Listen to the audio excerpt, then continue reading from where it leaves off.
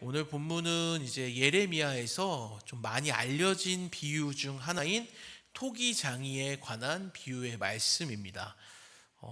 본문에도 잘 나와 있듯이 토기장이는 이제 하나님을, 그리고 진흙은 유다 백성들을 가리키는데, 이 비유의 핵심은 토기장이가 자신의 그 뜻에 따라, 주권에 따라 진흙을 굳힐 수도 있고 터지게 할 수도 있다라는 것으로, 하나님께서 당신의 그 계획과 뜻에 따라 유다를 멸하실 수도 있고 심판하실 수도 있다라는 것을 의미합니다. 그래서 이 토기장이의 비유는 하나님의 주권이 굉장히 강조가 되는 비유의 말씀이라고 할 수 있습니다. 본문 1절에서 4절을 보면 분명해지는데, 18장 1절에서 4절 다시 한번 보시면, 여호와께로부터 예레미야에게 임한 말씀에 이르시되 너는 일어나 토기장이의 집으로 내려가라. 내가 거기에서 내 말을 내게 들려주리라 하시기로, 내가 토기장이의 집으로 내려가서 본즉 그가 농로로 일을 하는데 진흙으로 만든 그릇이 토기장이의 손에서 터짐에 그가 그것으로 자기 의견에 좋은 대로 다른 그릇을 만들더라라고 말씀하고 있습니다.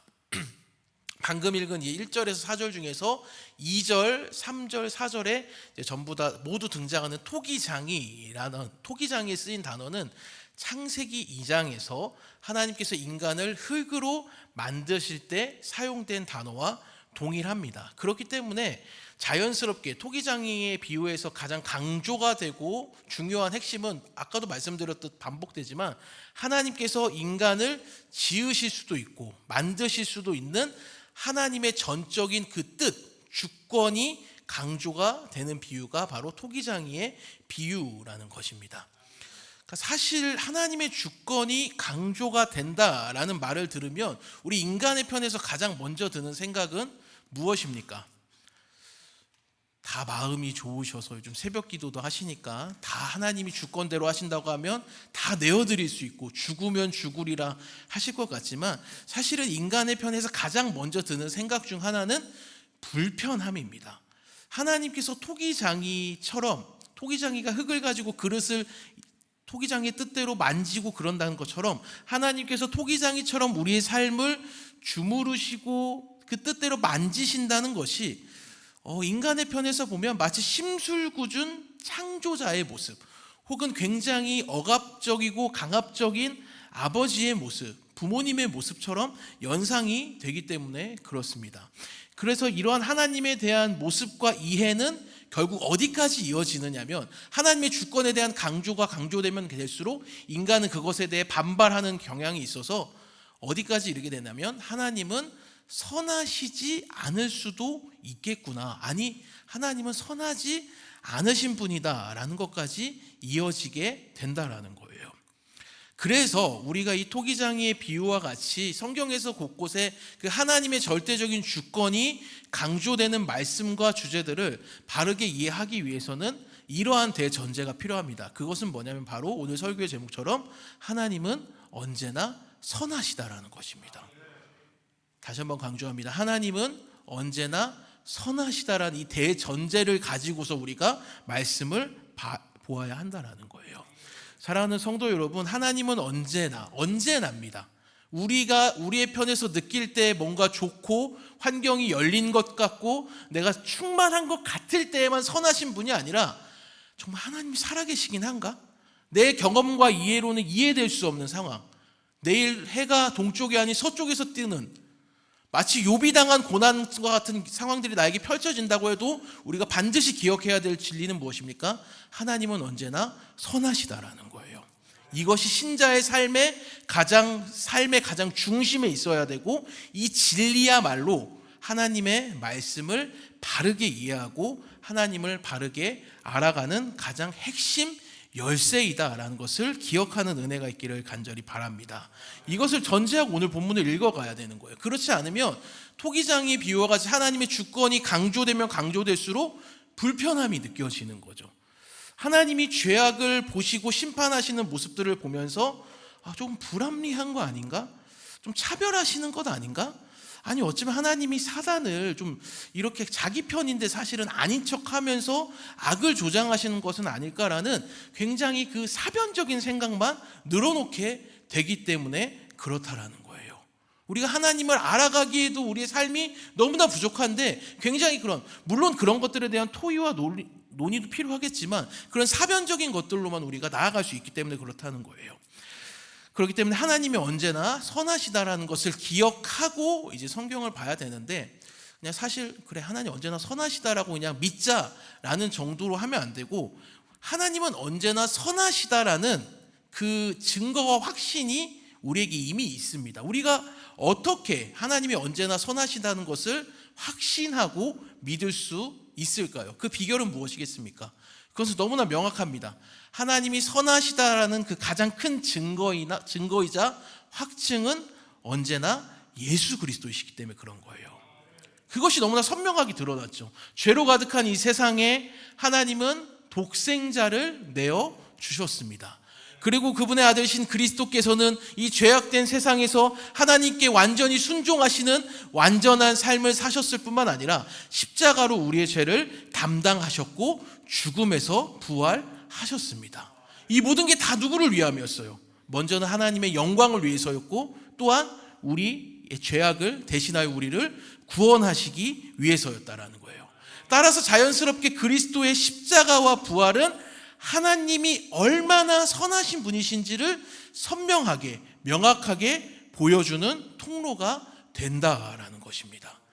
우리가 아직 죄인 되었을 때 우리가 하나님에 대한 구원이 필요하다라는 것, 내가 너무나 지독한 죄인이구나, 나에게 구원자가 필요하구나, 나에게 그리스도가 필요하다라는 것을 인지하지도 못한 채 하나님께 대적이 되었던 그때에, 하나님과 원수되었던 그때에 하나님은 이미 그리스도께서 우리를 위하여 죽으심을 통해 우리에 대한 사랑을 확증하셨기 때문에 그렇다라는 거예요. 그래서 그리스도의 십자가와 부활이야말로 하나님이 언제나 선하시다라는 것을 너무나 선명하게 보여주는 증거이자 확신이 되는 줄을 믿습니다.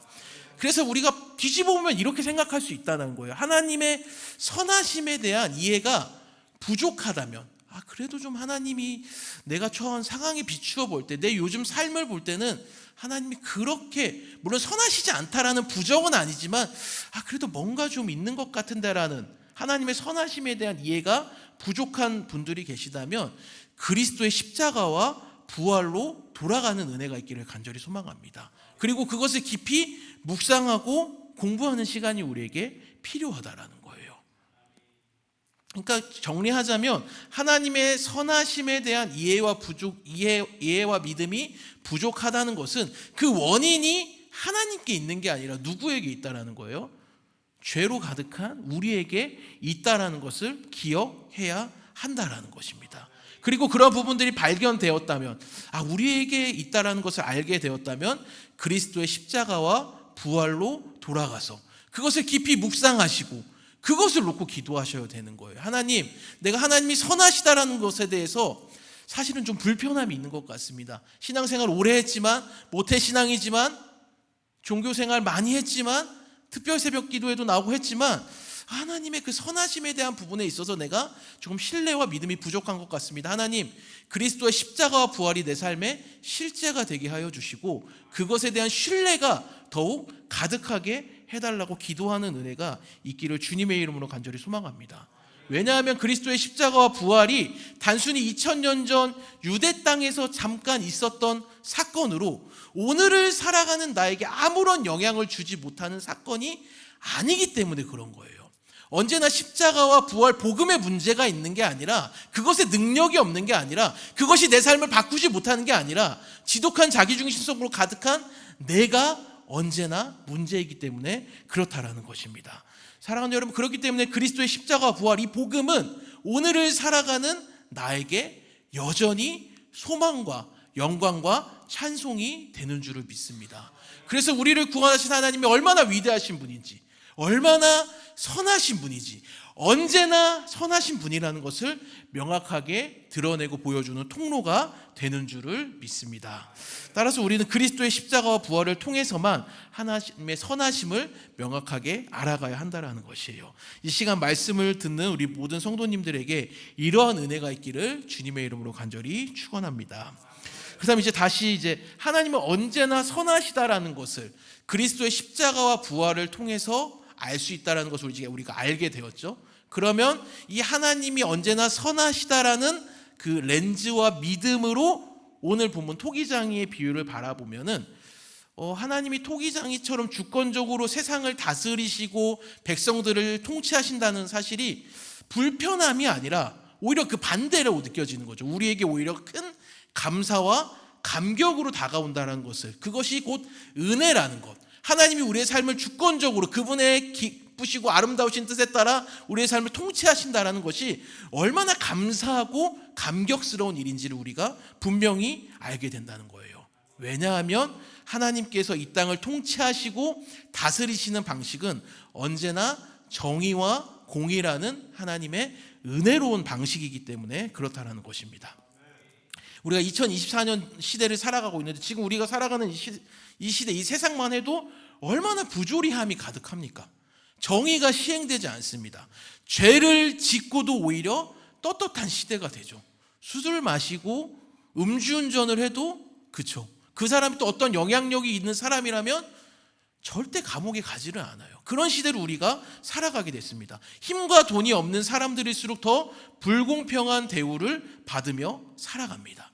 무심코 던진 돌에 맞아 죽은 개구리와 같은 사람들이 더욱 가득해져가는 너무나 억울하고 비통하고 비참한 시대. 이 세상은 점점 더 어두워져만 가고 정의와 공의는커녕 불의함만 더욱더 더해지는 시대를 우리가 살아가고 있다는 것입니다. 그런데 토기장의 비유를 통해 하나님은 이 불의한 세상을 향해 뭐라고 말씀하시는 거예요? 하나님은 그 불의를 보면 반드시 심판하심으로 하나님의 은혜로운 정의와 공의의 방식을 세워가시는 언제나 선하신 하나님이시라는 거예요. 하나님이 없는 것 같고, 그래서 악인들만 계속 득세하다가 하나님의 말씀대로만 살고 어떻게든 하나님의 신실하심을 따라 살고자 하는 백성들이 더 억울한 일을 당하고, 그런 시대에도 하나님은 당신의 은혜로운 방식과 은혜로운 방식인 정의와 공의의 방식으로 이 세상을 통치하시고 다스리시는 선하신 하나님이시라는 것입니다. 다만 그것이 언제 이루어지는 거예요? 내 때에 이루어지는 것이 아니라 하나님의 때에 하나님의 주권적인 방식으로, 하나님의 그 완벽한 때에 하나님의 정의와 공의가 이루어진다라는 거예요. 그게 오늘 본문 예레미야 18장 11절이 말씀하고 있습니다. 그러므로 이제 너는 유다 사람들과 예루살렘 주민들에게 말하여 이르기를 여호와의 말씀에 보라, 내가 너희에게 재앙을 내리며 계책을 세워 너희를 치려 하노니 너희는 각기 악한 길에서 돌이키며 너희의 길과 행위를 아름답게 하라 하셨다 하라. 이 말씀은 하나님께서 유다 백성들에게 악한 길에서 돌이켜야 한다고, 그래서 유다가 살아가는 방식을 아름답게 하라는 말씀으로, 그렇게 하지 않으면, 죄악 가운데 돌이키지 않으면 심판을 내리시겠다라는 말씀인데, 그냥 이 말씀은 단순히 회개해야 된다, 안 그러면 심판한다라는 그냥 그 피상적으로 이해하면 그냥 협박 정도의 말씀이 아닙니다. 하나님의 언약 백성인 유다가 하나님의 백성다운 영광스러운 삶을 살아가는 비결은 어디에 있겠습니까? 죄악을 향해 살아가는 것이겠습니까? 아니면 하나님의 은혜로운 방식인 정의와 공의를 행하며 살아가는 것이겠어요? 당연히 하나님의 은혜로운 방식인 정의와 공의를 행하는 것이기 때문에 그 반대의 길인 악한 길을 향해 가는 것에서 너희가 돌이켜야 된다고, 그래야 너희가 살 수 있다라고 하나님이 백성들에게 말씀하고 있다라는 거예요. 너무 단순하지만 선명한 진리는 무엇이냐면 항상 죄가 있으니 회개해야 된다라는 것의 가장 큰 주안점은 뭐예요? 죄악 가운데 가게 되면 멸망하기 때문에, 생명을 잃기 때문에 생명의 길로 하나님이 돌아오라고 말씀하신다라는 거예요. 그렇기 때문에 이 말씀에서도 우리가 붙잡아야 될 진리는 무엇인가요? 선하신 하나님이시기 때문에 당신의 백성들이 죄악의 길로 가다가 멸망당하는 것을 원하지 않으시고 죄악으로부터 돌이켜 하나님이 원하시는 정의와 공의의 길을 행함으로 당신들의 백성이 생명의 길로 가기를, 생명을 얻기를 원하신다라는 거예요. 이것이 진리인 거예요. 그리스도의 십자가와 부활로 우리를 구원하셔서 우리에게 진정한 생명을 주신 하나님은 이제 그 생명을 우리가 풍성하게 누리며 이 땅에서 하나님의 자녀답게, 하나님의 백성답게 정의와 공의를 행하는 방식, 하나님이 기뻐하신 뜻을 따라 살아가기를 원하신다라는 것입니다. 그렇기 때문에 이러한 방식을 가지고, 특별히 하나님이 언제나 선하시다라는 렌즈를 가지고 오늘 본문을 다시 한번 정리해 보자면, 하나님이 토기장이시고 우리는 진흙이기 때문에 하나님이 우리의 삶을 그냥 마음대로 하나님이 하고 싶은 대로 막 주무르시고 이런 이미지, 그런 의미보다는 오히려 이런 이미지인 거예요. 오히려 하나님께서 우리의 그 보잘것없어 보이는 그 삶을 당신의 아름다우신 뜻으로 빚어가기를 원하시고, 언제나 가장 가까이에서 진흙을 만지는 것과 같이 함께 하기를 원하신다라는 의미로도 해석이 가능하다라는 거예요. 그래서 오히려 하나님의 그런 주권적인 모습, 토기장이가 흙을 만지고 주무름으로 당신의 기뻐하시는 뜻을 따라 원하는 것을 만들어내는 모습은 우리를 괴롭게 하고 우리를 겁박하고 우리를 협박하는 것이 아니라 오히려 그 반대라는 거죠. 가장 가까이에서 우리를 붙들고 계시고 책임지고 계시는 하나님의 너무나도 은혜로운 손길이다라는 것을 우리가 기억해야 할 줄을 믿습니다. 그리고 뿐만 아니라 우리의 삶은 그 너무나 완벽하시고 완전하시고 선하시고 은혜로우신 그 토기장이 되신 하나님의 손길에 따라 우리의 삶이 점점 아름답게 만들어져 가고 빚어져 가는 과정에 있다라는 것도 알게 되는 거예요. 지금은 보잘것없는 진흙이지만 토기장에 의해 그 진흙이 아름다운 그릇이 되는 과정 가운데 우리의 삶이 있다라는 것입니다. 사랑하는 여러분, 그렇기 때문에 하나님만이 선하신 토기장이가 되시기 때문에 우리가 충분히 믿고 신뢰하며 우리의 삶을 기꺼이 내어드릴 수 있는 자리까지 나아갈 수 있는 힘을 주시는 분이 우리 하나님이신 줄을 믿습니다. 이것을 믿으신다면 여기서 더 나아가야 되는 거예요. 어디까지 나아가야 되는 거예요? 우리의 삶이 잘 풀리고 내가 이해될 때만 그래 하나님이 선하신 분이야 라고 결론 짓고 끝나는 게 아니라, 때로는 이해할 수 없는 고난 가운데서도, 어려움 속에서도 하나님이 선하지 않으시니까 나를 버리셨구나, 내 편에서 뭐가 문제가 있어서 하나님께 뭔가 빠뜨린 게 있어서 하나님이 나를 멀리 하셨구나가 아니라 여전히 그 가운데서도 보이지 않는 그 하나님의 선하신 손길이 우리와 함께 하신다라는 것을 믿는 은혜가 우리에게 있기를 주님의 이름으로 간절히 축원합니다. 근데 이게 사실 계속 흔들리거든요. 우리의 삶과 우리의 삶이 믿음으로만 언제나 반응하기를 원하지만 상황과 환경에 가장 먼저 눈이 돌아가고 우리의 몸이 감각하고 반응하는 게 우리 인간의 연약함이거든요. 그러나 사랑하는 여러분, 그때마다 우리가 이것을 기억했으면 좋겠어요. 십자가의 죽음과 고통과 저주를 부활로 바꾸신 그리스도를 우리에게 주신 분이 하나님이심을 믿는다면 하나님이 앞으로의 우리의 삶도 반드시 책임져 주신다라는 겁니다. 이것에 대해 사도 바울은 로마서 8장 32절에서 이렇게 말합니다. 우리 이 말씀 같이 한번 읽어볼게요. 자기 아들을 아끼지 아니하시고 위하여 내주시니가 어찌 그 아들과 함께 모든 것을 우리에게 주시지 아니하겠느냐. 아멘. 사랑하는 여러분, 이미 우리에게 최고의 것을 주셨습니다. 전부를 내어주셨어요. 그 하나님께서 그렇게 주고 잘했으니까 마음대로 살아, 그게 아니라 여전히 죄로 가득한 이 세상, 우리를 어떻게든 넘어뜨리려고 하는 이 세상에서 우리의 삶을 굳건하게 붙들고 계시는 줄을 믿습니다. 선하신 토기장이가 되신 하나님께서 우리를 어떠한 고난 가운데서도 한 번도 우리를 버리신 적이 없고, 어떠한 어려움 속에서도 우리가 하나님의 선하심에 대해 의심하는 그 순간에도 여전히 하나님은 우리의 삶을 빚어가시고 가장 가까이에서 우리와 공감하시고 체휼하시며 우리와 함께 하시는 분이신 줄을 믿습니다. 그렇기 때문에 이제 우리가 해야 되는 것은 명확한 거죠. 하나님의 선하심을 붙드는 것. 두렵고 어려운 상황이 펼쳐질 때마다 그 걸음마다 먼저 함께 하시고 앞서가시는 그 하나님과 믿음의 삶을 누리며 살아가는 은혜가 있기를 간절히 소망합니다. 왜냐하면 그런 극심한 고난과 어려움 속에서도 우리의 삶의 결국은 뭐예요? 영광이고 승리이고 부활이고 구원의 완성이기 때문에 그렇거든요. 성경이 그것을 명확하게 증언하고 있잖아요. 우리의 결론이 뭐라는 거예요? 실패와 저주와 죽음과 십자가로 끝나는 게 아니라 언제나 부활이 있고 다시 오실 주님으로 인한 구원의 완성이 있다고 성경이 오늘도 우리에게 증언하고 있기 때문에 그렇다는 거예요.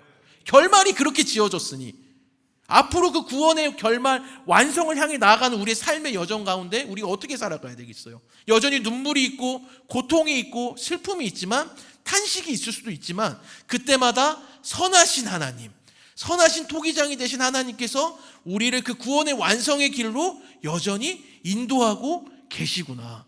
그리스도의 십자가 부활을 통해서 이루신 그 구원이 우리에게 온전히 적용되도록 성령 하나님이 연약한 나의 삶을 오늘도 붙드시는구나라는 그 고백과 신뢰와 믿음으로 믿음의 선한 싸움을 하며 나아가는 은혜가 있어야 할 줄을 믿습니다. 그러니까 결론은 이미 지어진 거죠. 하지만 이 시간에 매여서 우리가 살아가는 우리가 고난이 있을 수 있고 물론 기쁨도 있죠. 하지만 고난과 어려움이 있을 그때에도 우리가 기억해야 될 건 뭐예요? 하나님의 자녀로서의 명예와 그리스도인의 긍지와 진정한 자존심을 지켜나가는 믿음의 선한 싸움을 하는 은혜가 우리에게 있기를 주님의 이름으로 간절히 축원합니다. 그런 삶을 통해 하나님께서는 영광을 받으실 것이기 때문에 그렇다라는 거예요. 그러나 또 기억해야 될 게 있죠. 우리의 힘과 방법으로는 여전히 실패할 수밖에 없고 할 수 없다는 거예요. 그래서 오늘도 우리가 예배의 자리에 나와 그 하나님이 맞아 우리를 완성하셨고 우리를 그 길로 여전히 인도하실 거야. 그러니 유다 백성들과 같이 하나님의 백성인데 그 땅에서 이방 민족들에게 영광의 하나님의 자녀다움과 그 영광스러운 삶을 보여줌을 통해 우상을 섬기는 자들이 이방신을 섬기는 자들이 무릎 꿇고 하나님의 백성으로 나오게 해야 되는데 그렇게 하지 못하고 오히려 그들과 동화되고 더 악화되는 그런 영광스럽지 못한 삶을 우리가 살아가는 것이 아니라 하나님의 백성다운 삶, 오히려 악한 이 세상 가운데 우리의 작은 삶을 통해 복음을 드러내고 복음을 흘려보내는 삶을 살아가게 해달라고 하나님 오늘도 나에게 믿음과 소망과 사랑을 더하여 주시옵소서. 그리스도의 십자가와 부활을 통해 보이신 그 하나님의 선하심을 더욱더 붙들게 하여 주시옵소서. 그래서 하나님이 언제나 선하시다는 것을 이 어두운 세상 가운데 밝히 보여주는 복음의 통로가 나의 삶이 되게 하여 주시옵소서라고 기도하며 나아가는 은혜가 우리 모두에게 있기를 주님의 이름으로 간절히 축원합니다. 찬양하고 기도하겠습니다.